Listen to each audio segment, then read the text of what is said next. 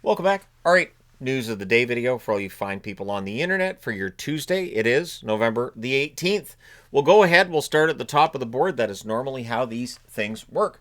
The reason why I'm wearing a Flames jersey is Johnny Beecher claimed by the Flames. So, of course, with the waiver wire, when a team puts a player on waivers, teams can put in claims. And it is decided by reverse order of the standings. So the Flames being at the bottom of the standings means they get first crack at whoever's on the waiver wire, and them grabbing Johnny Beecher does not surprise me. Nor would I be surprised if we find out other teams put in claims as well. Beecher's a good forward. He's a good bottom six forward. He's young enough that there's still a little bit of offensive potential there. I think with his work ethic, I think he's going to be popular with Calgary fans. And he can play in the middle. He does have a little bit of versatility in terms of where he's able to play. And like I said, he's not that old. So there is the chance that maybe playing in Calgary, that change of scenery could help him. And so we'll see how all that goes. Roster news with the Pittsburgh Penguins. Tomasino has been placed on waivers. Tomasino was a first-round draft pick at one point, wasn't he? Just hasn't quite worked out. So we'll see if he clears waivers, but another young forward. And there are teams in the NHL who might be looking at him and thinking, well, he could be better than an insert name of depth player that they have currently on their roster. Pittsburgh's also recalled Poulin from the AHL, so he's going to get a chance to play because Koivunen, dealing with a lower body injury, he's been placed on injured reserve. He's considered week to week, which means a minimum of 2 weeks. Right, got it. So the Pittsburgh Penguins, coming back over from the Global Series, have decided to jettison Tomasino. Putting a player on waivers means you're ready to potentially lose them for nothing. So I do think that Tomasino probably gets claimed. I'm going to go ahead and say probably. Maybe Calgary puts in another claim. Sure, just keep grabbing him. Gannett has been waived as well by the Philadelphia Flyers. So, of course, they got him in the trade with Ottawa. They signed him. Now he's got to clear waivers, and then they sent him down to the AHL. I don't think he's going to get claimed. Nick Cousins. So this is one of those interesting things. If you are guilty of embellishment, or if a referee decides you're guilty of embellishment, and if it happens twice, you can get a fine. And so Cousins was fined. It's a $2,000 fine for his second embellishment call this season. So I don't know that changes any of the behavior. Not only that, there have been times where I've seen embellishment calls where I have vocally in a video said, I'm not sure how that's embellishment. So there's a double-edged sword there, because to me, if somebody's tripping and the other guy gets embellishment, sometimes I can see, yeah, he all he had to do was point his toes before he went in the water, and he would have got a 10 from the Swedish judge. But the reality is that there are times where people get called with embellishment that I just think it's absolutely ridiculous. And there are times where it's not called, where I think it could be. Where I'm like, seriously? Come on now. But at any rate, let me know your thoughts. I know that Nick Cousins is not necessarily everybody's favorite hockey player. So, yeah. Also, Ottawa news, they have brought up Halliday and Thompson from the AHL. So Lassie Thompson, a former first-round draft pick. We'll see where he slots into the lineup should he get a chance to play. But the Ottawa Senators, hopefully Nick Cousins is okay after losing that $2,000 today. I wanted to throw this on the board. So, of course, I've got the Penn State Magnet. The Penn State Magnet is there because Gavin McKenna is a fantastic young player who is very likely to go first overall, and there's a lot being written about him. We are now starting to see, and we see this every year, articles questioning whether or not he should be the first round draft or the number one overall draft pick. First round, absolutely. He'll definitely be in that top 3. Now, this is not a draft class that is lacking in really good star players, but I'm going to say this. I still think McKenna goes first overall. There are times where I start seeing these articles and I'm like, come on. It's going to be, and then insert name of first overall player here. Last year, there were discussions about Schaefer, plenty of discussions, and then Schaefer's still number 1. And I remember previous number 1 draft picks where the questions were out there. I still think Gavin McKenna is going to go first overall. I think the fact he's above a point per game in the NCAA at age 17 is remarkable. And scoring in the NCAA is not as easy as it is in the CHL. So if a player's above a point per game, that is definitely noteworthy. So my money would still go on Gavin McKenna, but of course my money isn't going on Gavin McKenna because I don't gamble. So there's that. All right, but let me know your thoughts. Do you think McKenna's status as the number 1 is in some sort of a threat? I can definitely do a video talking about, say, the top 3 or 4 prospects from this year and all that. I just have to go on to the various websites that I have where they have all the scouting reports and everything and tell you guys what the scouts are saying. But I still think McKenna is going to be number one overall. The part of it, too, is I think once a general manager's ready to make that number one pick, you don't want to change your mind on the number one pick and have it come back to haunt you. I think that's part of it. So Brad Treliving, really honest today. At least I believe really honest today. He's taking the blame for the fact the Leafs have not been good enough this year. I don't know how much I'd put this on Treliving. I think the Leafs, the way that they've been built over the last 9 years, and we've talked about it for the last 9 years, doesn't necessarily add up to success in the playoffs. And now, after all of those years, it's a lot of wear and tear. There's a lot of turnover, and I mean, it happens, right? It's the NHL. There's cycles in terms of who's good and who isn't.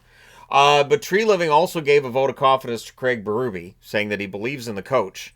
So if you've watched hockey long enough, or sports long enough, really, you know that the general manager going, love the guy, he's great, his job's completely safe, means don't buy a house.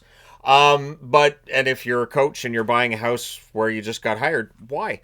I guess you're probably not going to be there that long. It's just the reality of coaching in the NHL. This is why when people say, I'd probably love to be a coach, wouldn't need THG. Nah.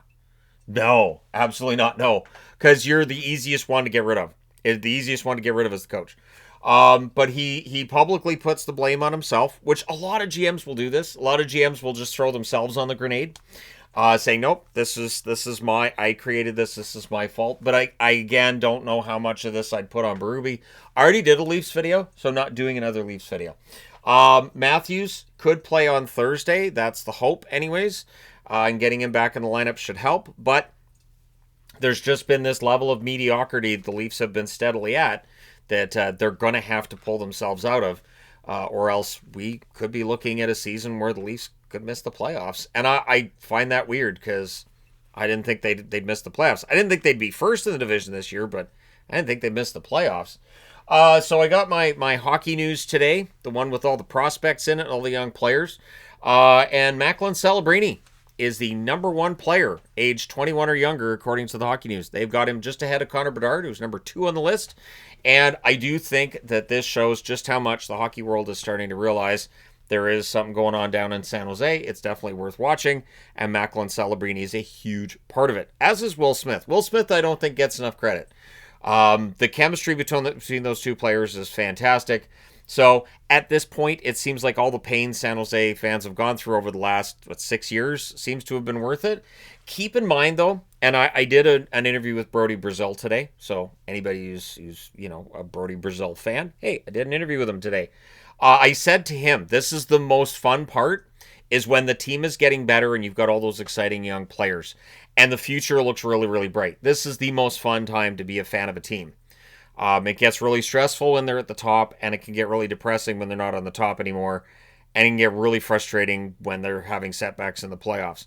But when you're watching this team with all these young players getting those good results and staying in the hunt for the playoffs, it's the most, for me anyways, it's the most fun time to be a fan. And I would say hockey, but I think it qualifies in other sports too. I know in the NFL, teams I root for the Bengals and the Chargers because I don't know what happiness is, and so it's a truly depressing existence in terms of sports fandom. But because in baseball it's the Padres, so it's just yeah. Anyways, but it is fun when you see that season where things turn around, and I remember the Bengals just being awful, and then all of a sudden they weren't. And then they were again. But, you go through those periods, and the most fun for me is when you see them starting to prove people wrong and starting to move up, and Macklin Celebrini is doing that for the San Jose Sharks. Coach Mike Sullivan for the New York Rangers has arrived in Vegas ahead of the game. All he is saying about why he was away from the team was that he had a family circumstance in Boston. And so I'm not going to get into speculation. There's a lot of speculation. And there's good reason for that because of issues, within his family and all that. But I respect his privacy. And so I hope that everything's okay for Mike Sullivan and for his family at this point, and that whatever he had to go and attend to that caused him to miss one game behind the Rangers bench is 100% dealt with. and he'll be behind the bench for every one of their games going forward. Jamie Benn, Dallas News. He returns tonight, so he gets to play his first game of the season. He'll do so against the New York Islanders. Also, Dallas has recalled Kolyachonok from the American League, so Kolyachonok will probably get a chance to play on that third pairing. He may end up being a healthy scratch as well, but Kolyachonok is a good depth defenseman, just a depth defenseman, and it'll be interesting to see if he does play tonight against the Islanders. Wanted to throw this on the board because this was pointed out on social media. I saw this today, so I thought I'd mention it. When I talk about the PWHL, there's always people don't care about the people don't want to hear about the PWHL. But there are PWHL fans. I understand that the crossover between PWHL and NHL fans may not be as 100% as it would be for other leagues, but the Golden Eyes here in Vancouver are nearing a sellout for their home opener. And there's a whole swath of articles in the hockey news that I just got today that's talking about the PWHL, and it actually does the season previews, which, yes, the first night of PWHL games is on Friday. So since the opening night is on Friday, I'm going to do probably like a PWHL video where I just preview for the league. I'll talk about the first two seasons, and I'll talk about where everybody's ranking teams going into this season, and maybe touch on some superstar players to keep an eye out for. So it'll be more of an overview preview for the league rather. I was thinking about doing one for each team, but it's a little ambitious. It's a lot of videos to put out, and I'd have to do them all this week. So I'll do probably one PWHL video doing an overview. And I do want to get pucks for all of the PWHL teams. I don't have pucks for the PWHL. I think it would be fun to have 8 pucks. And I'm not going to bring in the whole puck board because that's silly. But I could just have like a little, shelf and just do a little power ranking of PWHL here and there just for fun. So Golden Eyes almost selling out. Good. It's something I did let my wife know because she's still, trying to figure out which games she wants to go to. And I told her, I looked the other night and I said, a lot of these games are selling out. And it is interesting just how many seats have been sold out in the Pacific Coliseum. So it's not like it's a 2,000 seat stadium or anything. This is going to be an interesting season for the PWHL, and the ticket prices are definitely a lot cheaper than the National Hockey League. And as my wife has said too, in live streams and whatnot, it is also a closer drive for us. It's about a 20-minute closer drive than going to a Vancouver Canucks game from where we're at. So it is definitely easier to get to and from a Golden Eyes game than it would be with a Canucks game, and it's cheaper experience. So there will be people who I think will go to this. Plus, you're also going to get those disgruntled Canuck fans that don't want to pay $200+ a ticket to watch a team that may very well end up losing that night anyways. Let me know if you're excited about the upcoming PWHL season. And like I said, I will do a video previewing the season and whatnot. I don't have magnets. Like, I always look on their website for logo stickers, and then, I could print stuff out here and magnet it up, but we're having problems with our printer here, and it's one of those big EcoTank printers. Thanks, Shaq. Moving along, let us discuss other lineup news for tonight. Cirelli and James are likely to return tonight for the Tampa Bay Lightnings against the Tampa Bay Lightning against the Devils. I don't want to become Squirrely Dan as I get older. So Cirelli and James being back in the lineup. Cirelli's obviously a huge addition, but James has been quietly having a pretty strong season for Tampa when he's been in the lineup as well. Tampa also recalling Carlisle and Santini, which tells you that the defensemen who've been out of the lineup are likely still staying out. New Jersey could get a bunch of players back in this game against Tampa tonight. Hamilton, Dillon, Brown, and Dodonov are all game-time decisions against Tampa. I remember reading that Dillon seems to be the most likely of the 4 to end up being in the lineup tonight, but we'll see how that ends up turning out. And just imagine, getting ready to play against the Devils, and you don't know whether or not 4 of their players are going to be in the lineup. So I think part of the reason they're so vague on all this too is to keep the opponents off their guard and just to keep them guessing as to who's going to be in the lineup and who they're going up against. Seattle news, Joey Decord activated off injured reserve, and just in time because Matt Murray has a lower body injury. He's going to be out 6 weeks. So Matt Murray, sadly, he's had a couple of good games for Seattle, but now with Decord back, Grubauer seems to be getting his game together too. Murray being out 6 weeks. We'll see when he comes back in 6 weeks what the picture looks like with the Seattle Kraken and what they want to do with their goaltending at that point. But there you go. news of the day video for all you fine people on the internet. Thank you guys so much for watching, for all your support. Hit like and subscribe in the event you may not have done so already. That being said, I'm done for now. I will talk to you again soon.